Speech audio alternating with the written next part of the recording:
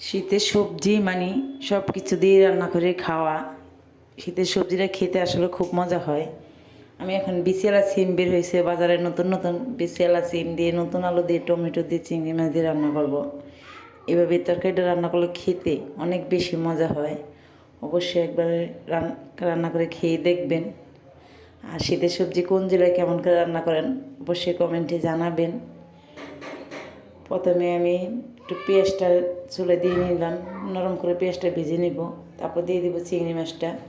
চিংড়ি মাছটা লাল লাল করে ভেজে নিব হালকা লবণ হলুদ দিয়ে। ভেজে চিংড়ি মাছটা আমি তুলে নিলাম। এখানে সামান্য পরিমাণ আদা রসুন বাটা দিলাম।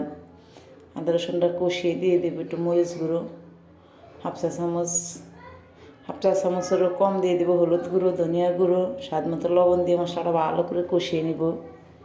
একদম মশলাটা কষিয়ে দিয়ে দেবো এখানে সিম আর নতুন আলুটা। সিম আলুটা ভালো করে কষিয়ে নিব। কষিয়ে এখন আমি দিয়ে দেবো এখানে গরম পানি। অবশ্যই গরম পানিটা ব্যবহার করবেন, নাহলে সিমের কালারটা নষ্ট হয়ে যায়। এখন দিয়ে দেবো ভেজে রাখা চিংড়ি মাছ, ওপর দিয়ে টমেটো দিয়ে ডেকে রাখবো কিছুক্ষণ। এখন একটু ঝোল রাখবো। দিয়ে দিব কয়েকটা কাঁচামরিচ, ধনিয়া পাতা দিয়ে আমি এখন নামিয়ে ফেলবো।